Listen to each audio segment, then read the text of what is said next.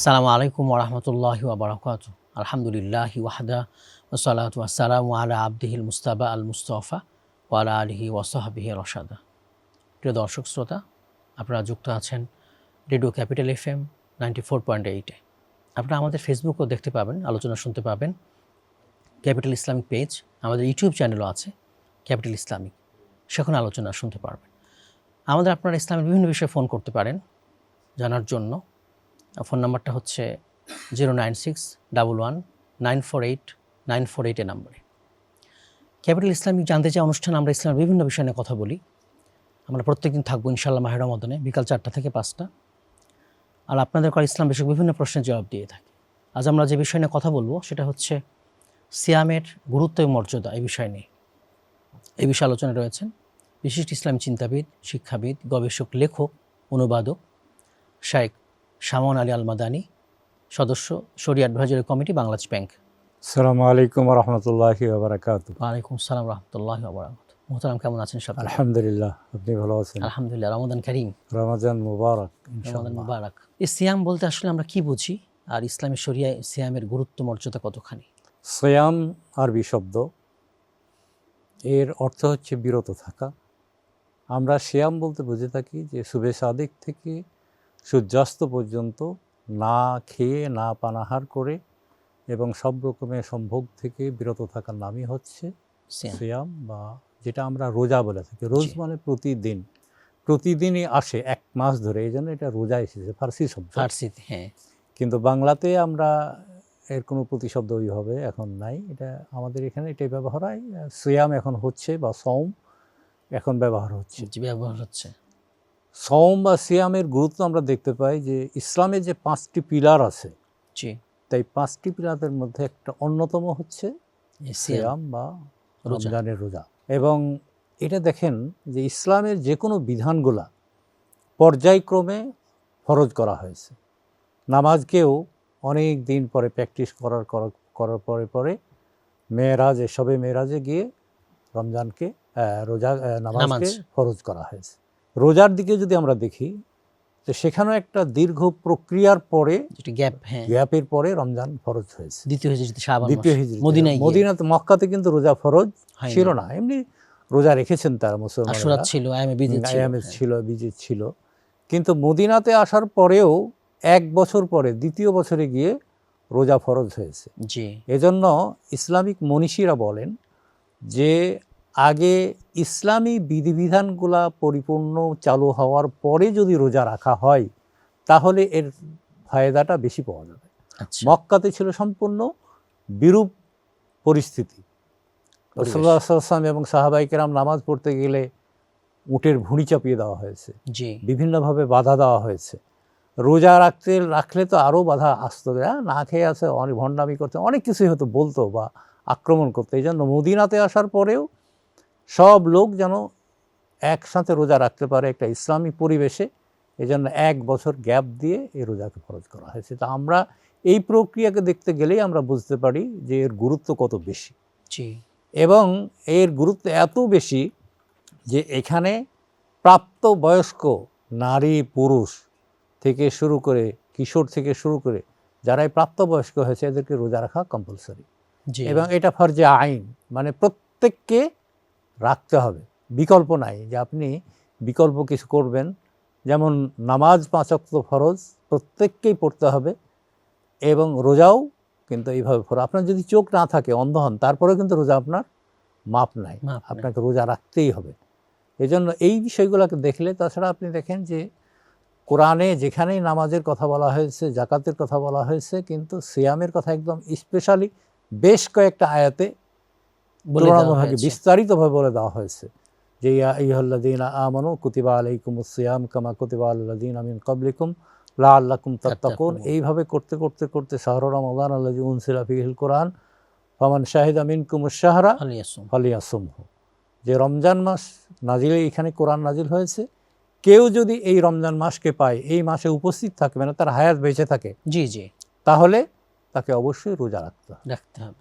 তো এইভাবে রোজার পটভূমি বলতে পারেন। এবং দেখেন যে রোজা ফরজ হওয়ার আগে মুসলমানদেরকে রোজার ব্যাপারে এত সচেতন করা হয়েছে যে আমরা যে আশুরা রোজা রাখি মুহররম মাসে, মুহররমের 9-10 তারিখে, তো এখানে প্রথমবার যখন রাসূলুল্লাহ সাল্লাল্লাহু আলাইহি ওয়াসাল্লাম যেবার রোজা ফরজ হবে, তার আগের বার রাসূলুল্লাহ সাল্লাল্লাহু আলাইহি ওয়াসাল্লাম একদিন আশুরার দিনে বলতেছেন, মান সামা মিনকুম, তোমাদের মধ্যে কে রোজা রেখেছে? তখন কয়েকজন বললেন, ইয়া রাসূলুল্লাহ আমি রেখেছি। আরেকজন বলল, আমি তো রাখি নাই। রাসূলুল্লাহ সাল্লাল্লাহু আলাইহি ওয়াসাল্লাম বললেন, যারা রেখেছো তারা তো রেখেছই, আর যারা রোজা রাখতে পারো নাই, এখন থেকে সন্ধ্যা পর্যন্ত আর কিছু পান করা যাবে না, খাওয়া যাবে না। আচ্ছা, তাহলে মানসিকভাবে তারা প্রস্তুত হয়ে গেল। তখন বুখারী শরীফের একটা হাদিস এসেছে যে একজন মা তার সন্তানদেরকে ডেকে বললেন, আর আজকে তোমাদের লেখাপড়া কিছু নাই, যাও খেলাধুলা করো। তো ছোট বাচ্চারা যদি ফ্রিডম পায় এরকম, তাহলে তো হুররে বেলা দৌড় দেবে, তারা খাওয়ার কথা ভুলে যাবে। সে চলে গেছে, আর কতক্ষণই বা খেলবে। যখন আবার বিকালবেলাতে এসে বলতেছে, মা খাবার দাও, কান্নাকাটি শুরু করছে, তখন ওর মা বলতেছে যে না, আমরা একসাথে যখন ইফতার করব তখন তোমরা খেতে পারবে, তার আগে খেতে পারবে না। এবং তিনি আবার তার বাচ্চাদেরকে নতুন কিছু খেলনা দিলেন যে এগুলা নিয়ে তোমরা খেলো। এরপরে তারা আসলো, সবাই যখন আজান দিল তখন একসাথে ইফতারি করেছে। এই হাদিসের রোজার পটভূমি দেখতে পাওয়া যায় যে রোজার আগে মানুষকে এইভাবে প্রস্তুত করা হয়েছে। এখান থেকে আমি মা বোনদেরকে বলবো যে আপনার সন্তানেরা যেন রোজার জন্য প্রস্তুতি হও, ওই সাহাবি মহিলা সাহাবি তাকে অনুসরণ করুন। সে তার বাচ্চা কাচ্চাদেরকে এইভাবে ট্রেন্ড আপ করেছে যে আমরা একসাথে গিয়ে ইফতারি করব, সারাদিন খেতে দেয় নাই। পরের বছর গিয়ে তখন রমজান ফরজ হলো। এইভাবে মানুষকে প্রস্তুত করা হয়েছে। এই জন্য রোজা ফরজ হওয়ার আগে একটা সামাজিক পরিবেশ তৈরি করা হয়েছে, এবং সামাজিক পরিবেশ তৈরি করার পরে রোজাকে ফরজ করা হয়েছে। সুতরাং আমরা যদি রোজার গুরুত্ব বুঝতে চাই, রোজাকে যদি সঠিকভাবে পালন করতে চাই, তাহলে সামাজিক আন্দোলন গড়ে তুলতে হবে যেন এখানে কোনো বেনামাজি না থাকে। আমাদের মা বোনদের ভূমিকা কিন্তু এখানে অত্যন্ত স্পষ্ট। তারা যদি এখনও এরকম পন্থা গ্রহণ করে যে আমার পরিবারে যে রোজা রাখবে না তাকে আমি খেতে দেবো না, একবারে সন্ধ্যার আগে কোনো খাবার পাবে না, দেখবেন আস্তে আস্তে সবাই সোজা হয়ে যাবে। মানুষের মধ্যে দুইটা প্রবণতা আছে, একটা হচ্ছে ভালো কাজ করার, একটা খারাপ কাজ করার। যখন আপনি চাপের মধ্যে রাখবেন তখন আপনি সে বাধ্য হয়ে ভালো কাজের দিকে যাবে। এইসবগুলোর থেকে আমরা বুঝতে পারি যে রোজার প্রেক্ষাপট এবং মদিনাতে এসে একটা ইসলামী পরিবেশে রোজাকে ফরজ করা হয়েছে। সুতরাং রোজার গুরুত্ব এখান থেকে আমরা বুঝতে পারছি। আমরা একটা ফরজ ইবাদত, সাথে সাথে একটা স্তম্ভ, ইসলাম পিলার, শারীরিক ইবাদত। এটা। দর্শক শ্রোতা, আপনারা যুক্ত আছেন রেডিও ক্যাপিটাল FM 94.8। আপনারা আমাদের ফেসবুকও দেখতে পাবেন, আলোচনা শুনতে পারবেন ক্যাপিটাল ইসলামিক পেজে। আমাদের ইউটিউব চ্যানেলও আছে ক্যাপিটাল ইসলামিক, সেখানে আলোচনা শুনতে পারবেন। একটা ফোন নিয়ে ইনশাআল্লাহ। আসসালামু আলাইকুম। দর্শককে বলছেন, প্রশ্ন করবেন। আসসালামু আলাইকুম। ওয়ালাইকুম সালাম ওয়া রাহমাতুল্লাহ। জি, আমি মঞ্জিল বলছি ঢাকা থেকে। জি ভাই, বলুন। আমি হুজুরকে একটা প্রশ্ন করতে চাই। সেটা হচ্ছে, অনেকেই আমরা বলি যে আমরা আসলে রোজা রাখতে পারি না, রোজাটা আমাদের জন্য বার্ডেন হয়ে যায়। এই ধরনের কথাবার্তা আমরা মাঝে মধ্যে আমাদের আশেপাশে বন্ধু বান্ধব লোকজনের কাছ থেকে শুনি। তো রোজা আসলে আমাদের উপরে বার্ডেন বা বোঝা কিনা, বা রোজা কি আমাদের উপর দায় চাপায় কিনা কোনো ধরনের, এইটা একটু জানতে চাচ্ছি আসলে। জি, ইনশাআল্লাহ আমাদের সাথে থাকবেন, জবাব পেয়ে যাবেন। জাযাকাল্লাহ খাইর। শেখ, আসলে রোজা আপনি যদি মনে করেন বোঝা, তাহলে আপনার উপরে কিন্তু বোঝা। কিন্তু আমরা বলে থাকি যে রোজা হচ্ছে সবচেয়ে সোজা। কারণ আপনি নামাজ পড়তে গেলে আপনার শরীর পবিত্র করতে হবে, জায়গা পবিত্র করতে হবে, কাপড় চোপড় পরিষ্কার করতে হবে, অজু করতে হবে, তারপরে আপনি নামাজ পড়তে পারবেন। নামাজের যে ফরজ রয়েছে সেগুলো আপনাকে আদায় করতে হবে, বাইরে এবং ভিতরে, তারপরে আপনি নামাজ পড়তে পারবেন। কিন্তু রোজা এমন সোজা ইবাদত যে আপনি খাবেন না, পান করবেন না, এগুলো করবেন না, আপনার কিছু না, খালি নেগেটিভ আপনি থাকলেই, বেঁচে থাকলে আপনার রোজা হয়ে যাবে এবং আপনার বরকত হবে সময়। এবং এজন্যই রোজা হচ্ছে সবচেয়ে সোজা ইবাদত। এটা বোঝা ইবাদত নয়। যেই ভাইয়েরা বোঝা মনে করেন তারা ভুলের মধ্যে রয়েছেন। আমাদের এই ভুল থেকে সংশোধিত হয়ে আসতে হবে। আসলে রোজা ইসলামের কোনো ইবাদতই বোঝা না, অকল্যাণকর না, সকল কল্যাণকর, আমরা বুঝি বা না বুঝি। হ্যাঁ, এবং এজন্যই সূরা বাকারার মধ্যে আল্লাহ তাআলা বলেছেন, লা ইউকাল্লিফুল্লাহু নাফসান ইল্লা উসআহা। আল্লাহ তাআলা মানুষের সাধ্যাতীত কোনো কিছু চাপিয়ে দেন না। এজন্য আমি একটা লেখাতে দেখেছিলাম যে কিয়ামতের দিন যখন মানুষ দাঁড়াবে, আমরা তো ওজর পেশ করতে অভ্যস্ত, তখন আল্লাহর কাছে বলবো যে আল্লাহ রোজা তো খুব কঠিন ছিল, আমরা পারি নাই। তখন আল্লাহ তাআলা দাউদ নবীকে নিয়ে দাঁড় করাবেন, বলবেন যে এই আমার নবী, সেও তো তোমাদের মতোই মানুষ ছিল, 6 মাস রোজা করতে সে বলছেন। একাধারে প্রতিদিন একদিন পর পর, মানে বছরে 6 মাস সে রোজা রেখেছে। অর্ধেক বছর তাহলে করতে পারবে। একজন বলবে কি যে আমি তো অসুস্থ ছিলাম, তখন আইয়ুব নবীকে নিয়ে এসে বলা হবে দেখো এই 18 বছর সে কত অসুস্থ ছিল, তারপরেও সে আমাকে কি ছেড়ে গেছে, স্মরণ থেকে ভুলে গেছে। ইউনুস নবীকে নিয়ে আসা হবে, দেখো মাছের পেটের মধ্যে যাওয়ার পরেও সে, আমরা তো সবাই জানি দোয়া ইউনুস যেটা, লা ইলাহা ইল্লা আনতা সুবহানাকা ইন্নী কুনতু মিনাজ জালিমিন, যে এইটা সে বারবার পড়তে থেকেছে। সুতরাং আমরা যে ওজর পেশ করব, আমরা ওজর পেশ করলে ওজর পেশ করে বাঁচতে পারবো না, বরং আমাদেরকে আমাদের মাইন্ড সেট আপ করতে হবে যে আমরা যে ভুলের মধ্যে রয়েছি সেখান থেকে বের হয়ে আসবো। আশা করি আমার ভাই উত্তরটা পেয়েছেন। আমরা একটা ফোন নেব। আসসালামু আলাইকুম, দর্শক কে বলছেন, প্রশ্ন করবেন। আসসালামু আলাইকুম হুজুর। ওয়ালাইকুম সালাম রাহমাতুল্লাহ। আমরা যখন সেহরি খাই বা ইফতার করি, তখন কি আমাদের নিয়ত করলেও হবে নাকি না করলেও হবে? জি, আমাদের সাথে থাকবেন। সুন্দর প্রশ্ন করেছেন শেখ। প্রশ্নটা খুবই সুন্দর এবং প্রত্যেকেরই এটা জানা দরকার। নিয়াত মানে হচ্ছে মনের সংকল্প করা, ইচ্ছা করা, পোষণ করা। নিয়তের জায়গায় হৃদয়, মুখ উচ্চারণ করা, এটা মুখে উচ্চারণ করার বিষয় না। এটা সহিহ মত, এটা হলো সহিহ মত। তবে আমাদের এখানে যেহেতু আমরা আরবি জানি না বা নিয়াত করতে পারি না, এই জন্য আলিম ওলামারা কিছু বলেছেন যে এইভাবে না, হয়তো আনসুমা গাদান, এখানে ভুলও রয়েছে। গাদান মানে আগামী দিনের রোজা, আমি করছি আজকে রোজা করছি। এজন্য ইসলামের যে মনীষীরা আছেন, এই মনীষীরা একটা সুন্দর সমাধান দিয়েছেন। জি, ইমাম মালিক রহমতুল্লাহ আলাইহি, আমরা জানি যে 4টা মাযহাব প্রসিদ্ধ রয়েছে ইসলামে, জি জি, মালিকি মাযহাব, হানাফি মাযহাব, হাম্বলি মাযহাব, শাফি মাযহাব। ইমাম মালিকের মতে যে রমজান আসলে প্রথম দিনই আমি সারা মাসের রোজা রাখার নিয়ত করে নিব। মাসিক নিয়ত, হ্যাঁ, এক মাসের নিয়ত, 1 মাসের নিয়ত করে নিলাম যে আমি এই মাসের পুরো রোজা রাখবো ইনশাআল্লাহ, তাহলেই হয়ে গেল। আর আপনার প্রত্যেকদিন লাগবে না।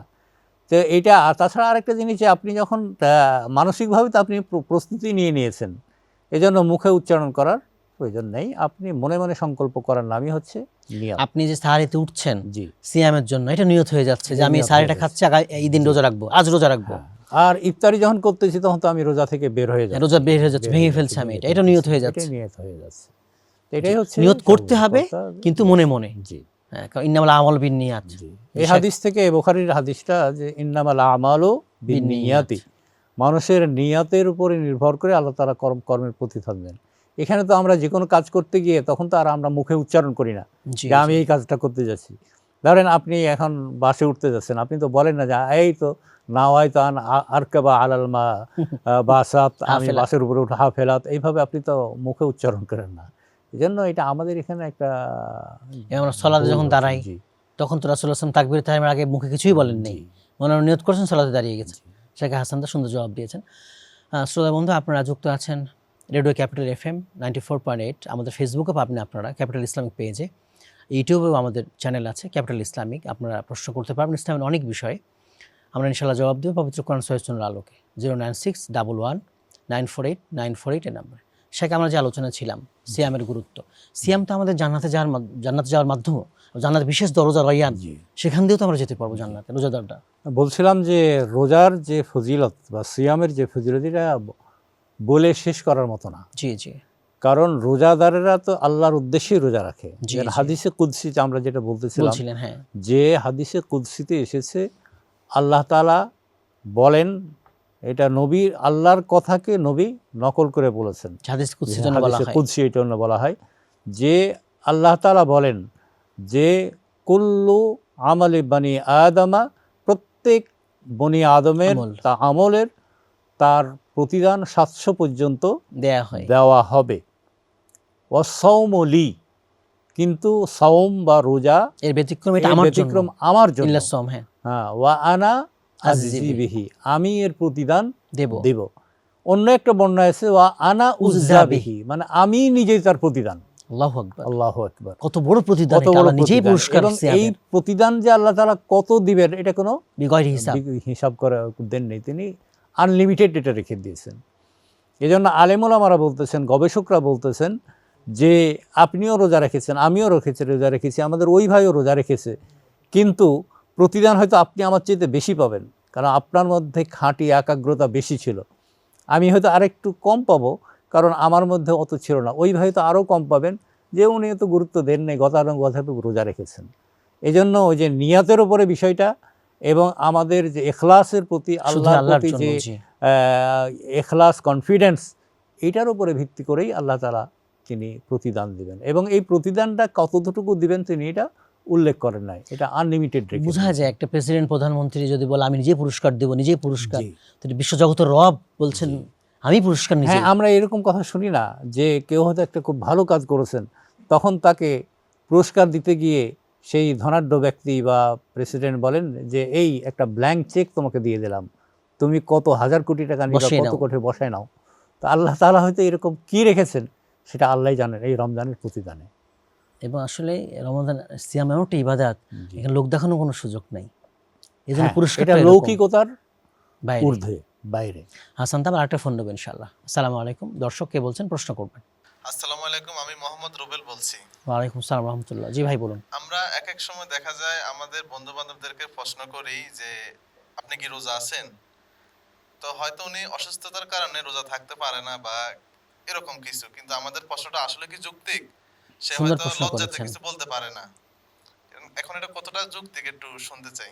জি, সুন্দর প্রশ্ন করেছেন, জীবন ঘনিষ্ঠ জবাব পেয়ে যাবেন ইনশাআল্লাহ। শেখ জি, আসলে যদি আপনি অসুস্থ হন, ইসলামে এখানে অসুস্থতার জন্য পরে করে হ্যাঁ, ফামান কানা মিনকুম মারিদান আও আলা সাফারিন ফাইদ্দাতুম মিন আইয়ামিন উখর, যে তুমি যদি অসুস্থ হও কিংবা সফরে থাকো তাহলে তুমি অন্য সময় এটার কাজাটা আদায় করে নেবে।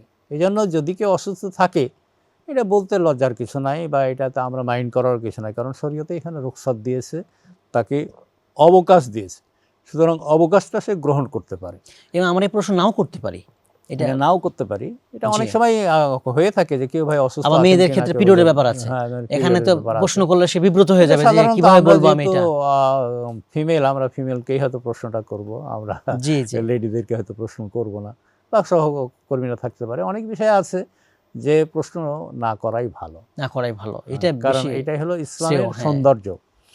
লা তাসআলু আন আসিয়া ইন তুবদা লাকুম তাসুকুম। নাউযুবিল্লাহ। রাসূলুল্লাহ সাল্লাল্লাহু আলাইহি ওয়াসাল্লামের সময়ে সাহাবীদেরকে লক্ষ্য করে আল্লাহ তাআলা আয়াত নাজিল করেছেন যে তোমরা বেশি প্রশ্ন করিও না, কারণ এই প্রশ্নের যদি জবাব দিতে আল্লাহ যান তাহলে তোমাদের জন্য এটা অকল্যাণকর হতে পারে, অনেক কিছু বের হয়ে পারে, বা কোনো একটা বিষয় ঐচ্ছিক ছিল সেটাকে আল্লাহ তাআলা কম্পালসারি করে দিতে পারেন যখন ওহী নাজিল হতো। এটা রাসূলুল্লাহ সাল্লাল্লাহু আলাইহি ওয়াসাল্লাম সাহাবীদেরকে আল্লাহ তাআলা সতর্ক করেছেন।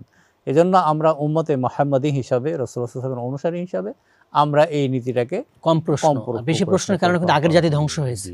এবং তাছাড়া একটা হাদিসে আল্লাহ রাসূল বলেছেন যে মিন হুসনে ইসলামিল মারই তারকুহু মা লা ইয়ানিহি, একজন মানুষের উত্তম ইসলাম হলো যে অন্যের ব্যাপারে সে নাক গলাবে না।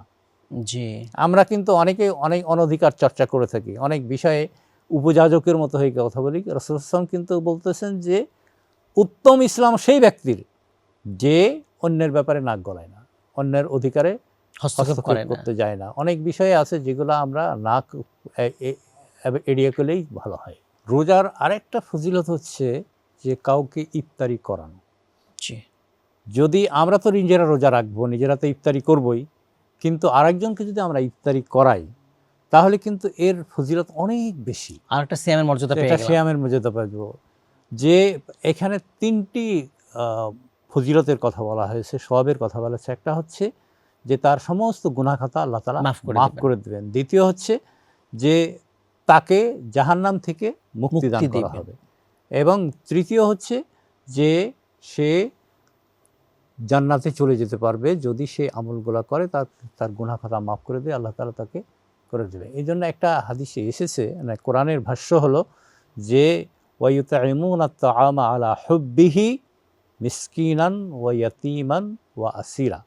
মুমিনদের একটা বৈশিষ্ট্য হচ্ছে, গুণাবলী হচ্ছে যে তারা মানুষকে অন্ন দান করবে, ইতিমকে, মিসকিনকে এবং বন্দীদেরকে। তো এখান থেকে আমরা, এটা একটা মুসলমানদের একটা জন্মগতভাবে অভ্যাস, আপনারা বলতে পারেন সৌন্দর্য যে আমরা খাবার দেওয়া, এবং এই খাবার দিলে একটা হাদিসে এসেছে যে আল্লাহ তাআলা মানুষ বান্দাকে জিজ্ঞেস করবে যে আমি তোমার কাছে খাবার চেয়েছিলাম, তুমি তো আমাকে খাবার দাওনি। তখন বান্দা বলবে যে আল্লাহ আপনি তো হচ্ছেন আরশের অধিপতি, আপনাকে কিভাবে আমরা খাবার দেব? খাবারের ঊর্ধ্বে আপনি। হ্যাঁ, খাবারের ঊর্ধ্বে। তখন আল্লাহ তাআলা বলবেন তোমার কাছে একজনকে খাবার ভিক্ষা চেয়েছিল বা কিছু ভিক্ষা চেয়েছিল, পানি পান করতে চেয়েছিল, তুমি যদি সেখানে দিতে তাহলে তুমি আমাকে সেখানেই পেতে। এজন্য ইফতারি করালে আমরা এরকম কল্যাণ পাবো এবং নেকি পাবো। সাহাবায়ে কেরামদের সময়, রাসূলুল্লাহ সাল্লাল্লাহু আলাইহি ওয়াসাল্লামের সময় খাবারের এত প্রাচুর্য ছিল না। সেখানে আমরা একটা ফোন নিয়ে ইনশাআল্লাহ আবারও আলোচনা শুনবো ইনশাআল্লাহ। দর্শক শ্রোতা, আপনারা যুক্ত আছেন রেডিও ক্যাপিটাল FM 94.8। আমাদেরকে ফেসবুকও পাবেন ক্যাপিটাল ইসলামিক পেজে, আমাদের ইউটিউব চ্যানেল আছে ক্যাপিটাল ইসলামিক। আসসালামু আলাইকুম। দর্শক কে বলছেন, প্রশ্ন করবেন। আসসালামু আলাইকুম হুজুর। ওয়ালাইকুম সালাম রাহমাতুল্লাহ। জি ভাই বলুন। যে সেহরি বা ইফতারের সময় অফিসে বা বাইরে আমাদের অন্য ধর্মের বিভিন্ন লোক থাকে, তো সেই ক্ষেত্রে তারা আমাদের রোজাকে অনেক সম্মান করে, তো তাদের সাথে কি আমরা ইফতার বা সেহরি করতে পারবো? সেক্ষেত্রে কি আমাদের কোনো গুনাহ হবে কিনা বা সে বিষয়টা? জি সুন্দর, আমাদের সাথে থাকবেন ইনশাআল্লাহ, জবাব পেয়ে যাবেন। শেখ, এটা খুব একটা চমৎকার প্রশ্ন। আসলে আমাদের কলিগ তো আছে এবং এখানে আমরা ধরেন মিক্সড একটা সমাজে বাস করি। এখানে মুসলিম আছে, অমুসলিম আছে এবং তাদের ধর্ম তো তারা রাখবে। তারা যদি আমাদেরকে ইফতারিতে কিছু দেয় আমরা খেতে পারবো, কোনো অসুবিধা নেই। তারা সাহারিতে যদি আমাদের খেতে দেয় আমরা খেতে পারবো। তাদেরকে যদি আমরা ডাক দেই যে আসেন আমরা আমাদের ইফতারের সাথে আপনারা শামিল হন, তারা কিন্তু রোজা তো নাই কিন্তু আমাদের সাথে খাবারে শামিল হতে পারে। রাসূলুল্লাহ সাল্লাল্লাহু আলাইহি ওয়াসাল্লাম কিন্তু অমুসলিমদের দাওয়াতে গিয়ে খানা গ্রহণ করেছেন, এটা অনেক হাদিসে আছে। জি জি, সাহাবায়ে কেরামকে নিয়ে তিনি গেছেন, ইহুদি দাওয়াত দিয়েছে যে ইয়া রাসূলুল্লাহ আপনি আসেন আমার বাসায় একটু 4টা খাওয়া দাওয়া করবেন। রাসূলুল্লাহ সাল্লাল্লাহু আলাইহি ওয়াসাল্লাম সাহাবাদেরকে নিয়ে গিয়ে তাদের এখানে খেয়েছেন। এখানে এই জন্য এটা খাবার ক্ষেত্রে এবং তাদের সাথে সতর্ক থাকতে হবে বস্তুজাত খাবার ক্ষেত্রে। হ্যাঁ, আল্লাহর নামে জবাই না করলে খেতে পারবো না, হারাম সেটা। কিন্তু এখন তারাও কিন্তু অনেক সচেতন। আমার এক বন্ধু বলছিল যে আমি একটা বিয়েতে গেলাম অমুসলিমের, যে আমাকে দাওয়াত দিয়েছে, তখন তারা বলল কি যে আপনারা কিন্তু হেজিটেশন ফিল করবেন না, আপনাদের জন্য যে আমরা মাংস রান্না করেছি এটা মুসলমানরা জবাই করেছে, তার নিন্দে করেছে, সেখান থেকে নিয়ে এসে আমরা আলাদাভাবে পাক করতেছি।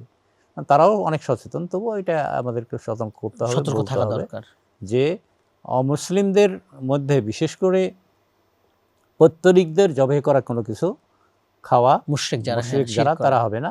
তবে আবার আপনার ক্ষেত্রে ইহুদি এবং খ্রিস্টানদের জবাই করা আহলে কিতাব যারা, তাদের জবাই করা মাংস আপনারা খেতে পাবেন।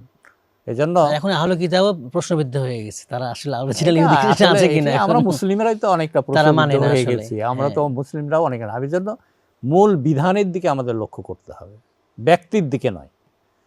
এটা একটা বিষয় নিয়ে আমাদের একটা খেয়াল রাখতে হবে যে আমরা ইসলামে কি বলতেছি সেটা।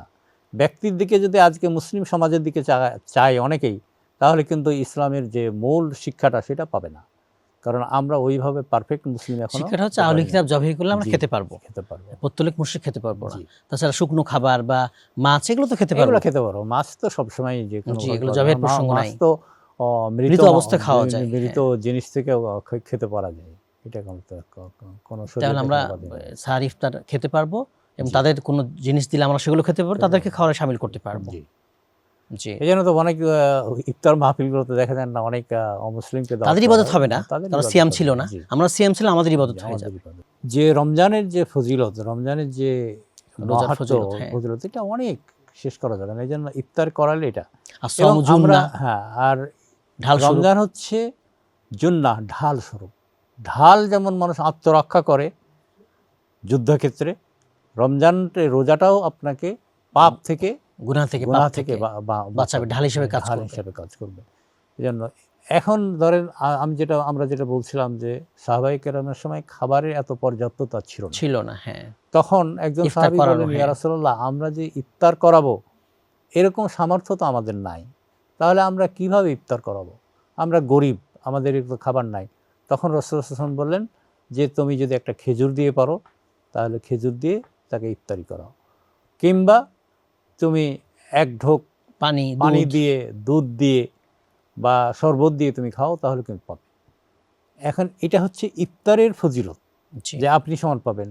আর যদি আপনি একজনকে উদরপূর্তি করে, ইফতারিতে তো মানুষের পেট ভরে খেতে পারে না, এরপরে যদি উদর পূর্তি করে পেট ভরে খেতে দেন, মান আশবা সাইমান, কেউ যদি একজন পেট ভর্তি করে মানুষকে ইফতার খেতে করে দেয়, তাহলে আল্লাহ তাআলা তাকে বিরাট সওয়াব দান করবেন, তার গুনাহ খাতা সব আল্লাহ তাআলা মাফ করে দেবেন। হাউজে কাউসারের পানি পান করাবেন তাকে, এবং এই হাউজে কাউসারের পানি একবার পান করলে সে জান্নাতে যাওয়ার আগে পর্যন্ত আর পিপাসা লাগবে না। সেটা আমরা একটা ফোন নিয়ে ফিরবো ইনশাআল্লাহ। মানিকগঞ্জ থেকে বলছিলাম, একজন রোজাদার ব্যক্তির চরিত্র মানে কেমন হওয়া উচিত এবং যাদের সাথে চলাফেরা করবে মানে তাদের সাথে কিরকম ব্যবহার করা উচিত? সুন্দর বলেছেন আপনি শেখ। আসলে সোয়াইমের একজন মুসলমানের চরিত্রই হবে যে সে হবে পারফেক্ট, কাউকে ঠগাবে না, কোনো গালিগালাজ করবে না, বিতর্ক করবে না। আর রোজাদারের ক্ষেত্রে তো আরেকটু সতর্ক হতে হবে। হাদিসে আসছে, হাদিসে এসেছে যে রাসূলুল্লাহ সাল্লাল্লাহু আলাইহি ওয়াসাল্লাম বলতেছেন যে লাইসা লিসাইমি, যে মান লাম ইয়াদা কাওলা যুরি ওয়াল আমালা বিহি ফালাইসা লিল্লাহি হাজাতুন ফি আন ইয়াদা তাআমাহু ওয়া শারাবাহু, যে যেই ব্যক্তি রোজা রেখে মিথ্যা কথা বলা ত্যাগ করতে পারলো না বা মিথ্যার দ্বারা সংগঠিত হতে পারে যেসব কাজ, সেগুলো যদি সে পরিত্যাগ করতে না পারে, তাহলে আল্লাহ তাআলা তার এই না খেয়ে এবং না পান করে থাকার কোনো প্রতিদান দেবে না। এটা আল্লাহর কাছে কোনোই প্রয়োজন নেই। সুতরাং আপনি এবং আমাকে যে রোজা রাখবেন তাকে পারফেক্ট হতে হবে।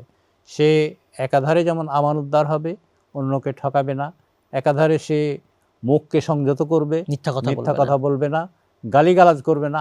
একটা স্পষ্ট হাদিসে এসেছে যে যদি কোনো ব্যক্তি তোমার সাথে ঝগড়াতে লিপ্ত হতে চায়, অকথ্য ভাষায় তোমাকে গালিগালাজ করতে চায়, তাহলে তুমি তাকে জবাব দিবে এই কথা বলেন যে তোমাকে তো জবাব দেওয়ার মতো আমার সামর্থ্য আছে, কিন্তু আমি হচ্ছি রোজা রেখেছি, এবং রোজা রাখা মানে বিরত থাকা। আমি তোমাকে আর গালিগালাজ করতেছি না, আমি গালিগালাজ করতে পারি, আমার মধ্যে সেই শক্তি রয়েছে, কিন্তু আমি করতেছি না কারণ রোজার সম্মানার্থে, আমি রোজাদারের জন্য করছি না। সুতরাং তার মানে শুধু না খেয়ে থাকা সিয়াম না, এই গালিগালাজ, পাপাচার, যৌনাচার সবগুলো থেকে বিরত থাকার নামই হচ্ছে রোজা। তো এই রমজানের যে গুরুত্ব এবং ফজিলত যে সম্পর্কে দেখেন যে সারাটা মাস রমজানের মধ্যে আমরা সারাদিন না খেয়ে থাকতেছি, না খেয়ে থাকার পরে ইফতারি করার পর প্রশিক্ষণের মধ্যে থেকে আবার আমরা তারাবিতে চলে একটু পরে আবার তারাবি কিন্তু ফরজ না, এটা সুন্নাতে মুআক্কাদা।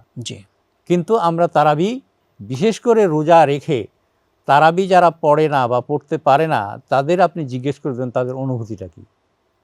অনেকেই বলেন যে ভাই আমি তো রোজা রেখেছি কিন্তু তারাবি পড়তে পারলাম না, সারাদিন মনটাকে আমার অস্বস্তি লেগেছে। আপনারা যদি কেউ তারাবি ছুটে যায় তাহলে বাসায় একাকি পড়ে নেবেন।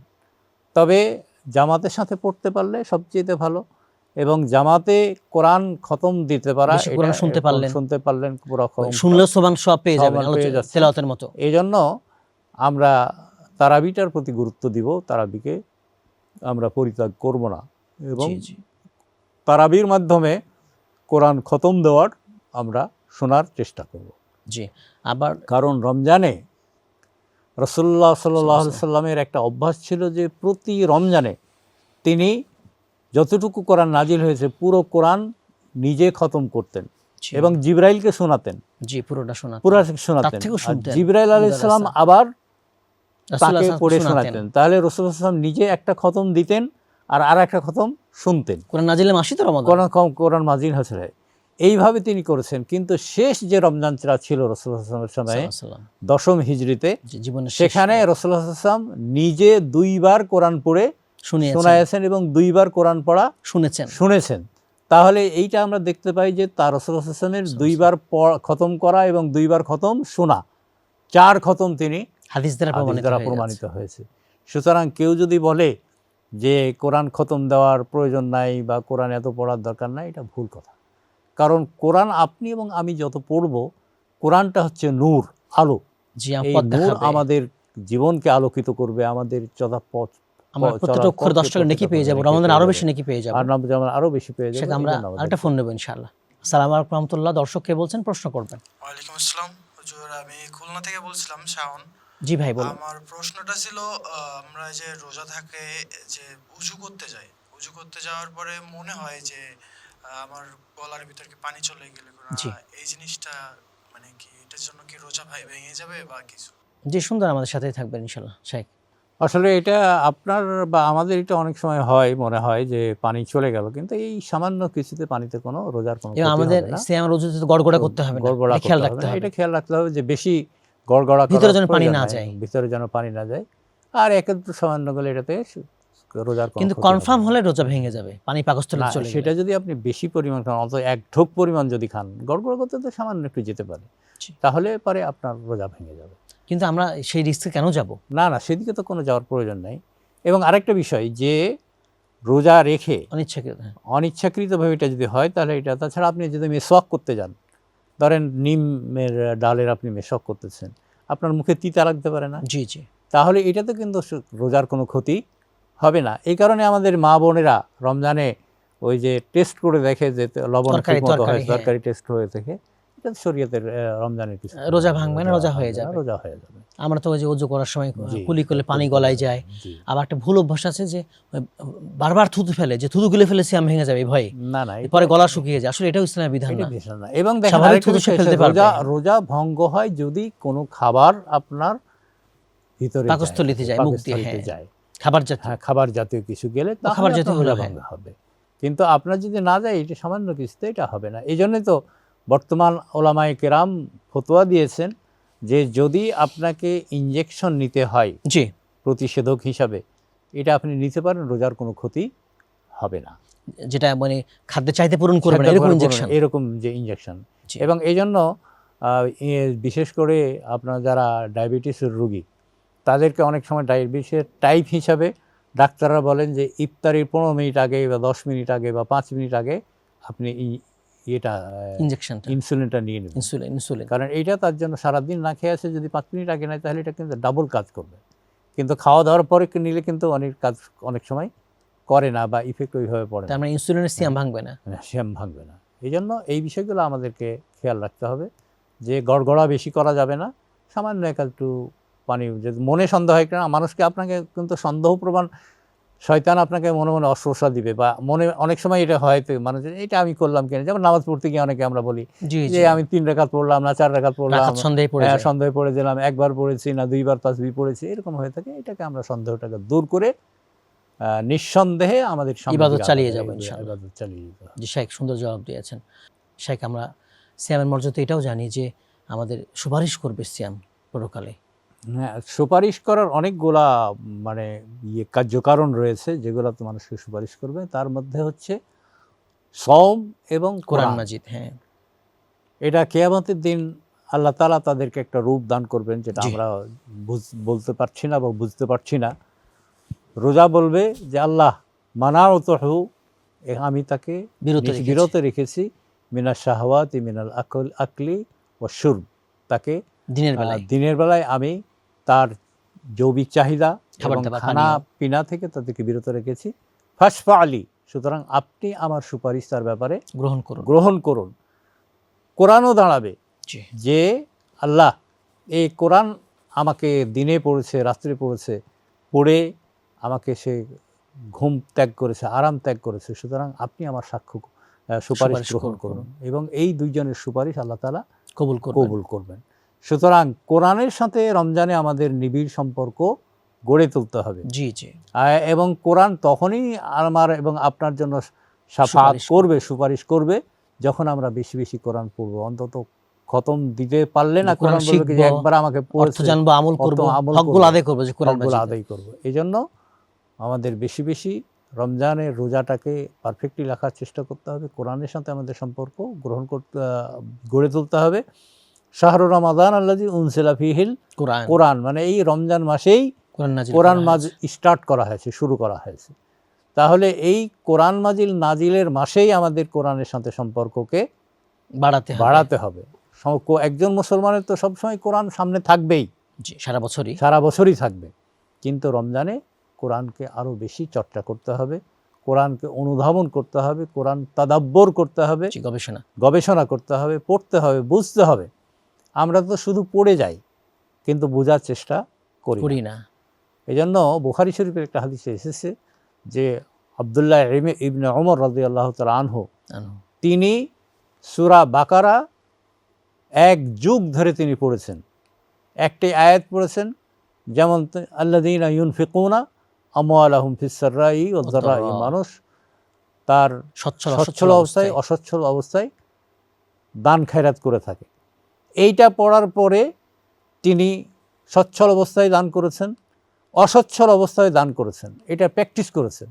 তারপরে আর একটা আয়াত পড়েছেন। এইভাবে সূরা বাকারার প্রতি প্র্যাকটিস করতে করতে ওনার এক যুগ সময় লেগে গেছে। সুতরাং কোরআনকে আমাদের ওইভাবে শুধু সরসর নজরে পড়ে গেলাম এটা নয়, বরং কোরআনকে বুঝতে হবে। এবং সাহাবীরা 10টা আয়াত নিতেন, আমল করতেন, আবার পরে 10টা নিতেন। এইভাবে আমাদের জীবনকে গড়ে তুলতে হবে। এইভাবে যদি আমরা কোরআনের সাথে সম্পর্ক গড়তে পারি, তাহলে আমাদের জীবন ধন্য হবে। তবে এটা আমাদের মনে রাখতে হবে যে আমরা কোরআন না বুঝলেও প্রত্যেকটা অক্ষরে 10 টাকা নেকি পেয়ে যাব। এটা অনেকে ভুল বুঝে, এটা ভুল বুঝেন এবং এটা ভুলভাবে অনেক সময় প্রচার করা হয়।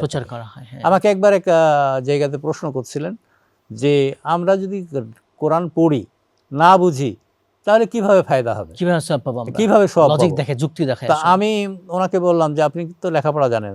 হ্যাঁ জানি। ওই লোকটা তো কৃষক, রিক্সা চালক, ও তো এত লেখাপড়া জানে না। না, উনি জানেন না। তা আমি বললাম যে ধরেন আপনি লাল শাক যদি খান, আপনি তো জানেন যে এটা তো উপকার হবে, কিন্তু ওই লোকটা কি জানে যে এর মধ্যে কি কি ভিটামিন আছে? না, জানে না। জানে না, উনি তো জানে না, কিন্তু উনি খেলেও কাজ হবে, আপনি খেলেও কাজ হবে। সুতরাং আমরা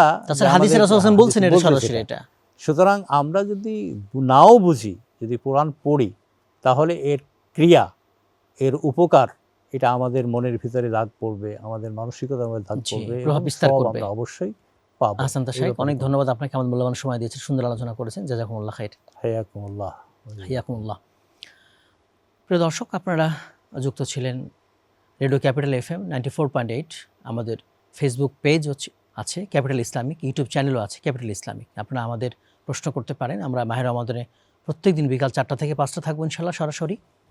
ইসলামের বিভিন্ন বিষয়ে জানতে পারবেন, বিভিন্ন বিষয়ে প্রশ্ন করতে পারবেন। 09611948948 এই নাম্বারে। আজ আমরা সিয়ামের গুরুত্ব মর্যাদা নিয়ে কথা বলছিলাম। শেখ সুন্দর বলেছেন, সিয়াম একটি ফরজ ইবাদত, এটা ইসলামের স্তম্ভ, শারীরিক ইবাদত। এটা ইমান, সলাত, জাকাতের পরে সিয়ামের স্থান। এটা যেমন পালন করা ফরজ, তেমনিভাবে এটা আমরা বিশ্বাস করা ফরজ। বিশ্বাস না করলে ইমান চলে যাবে। সিয়ামের প্রতিদান আল্লাহ তাআলা নিজেই দিবেন, এটা বদলা নিজেই দিবেন। কিয়ামতের দিন পানি পান করাবেন, আমাদের গুনাহগুলো আল্লাহ তাআলা ক্ষমা করে দেবেন সিয়ামের মাধ্যমে। আমরা জান্নাত লাভ করতে পারবো, আমরা জাহান্নাম থেকে বাঁচতে পারবো। সিয়ামের অবস্থায় দোয়া কবুল হয়, সিয়াম আমাদের জন্য সুপারিশও করবে। এ ধরনের অনেক ফজিলত রয়েছে, যেন আমরা সিয়াম অবশ্যই ছাড়বো না। সিয়াম যথার্থ বিধিবিধান আদায় করবো। আল্লাহ তাআলা তৌফিক দান করুন। আমিন। আসসালামু আলাইকুম ওয়া রাহমাতুল্লাহি ওয়া বারাকাতুহু।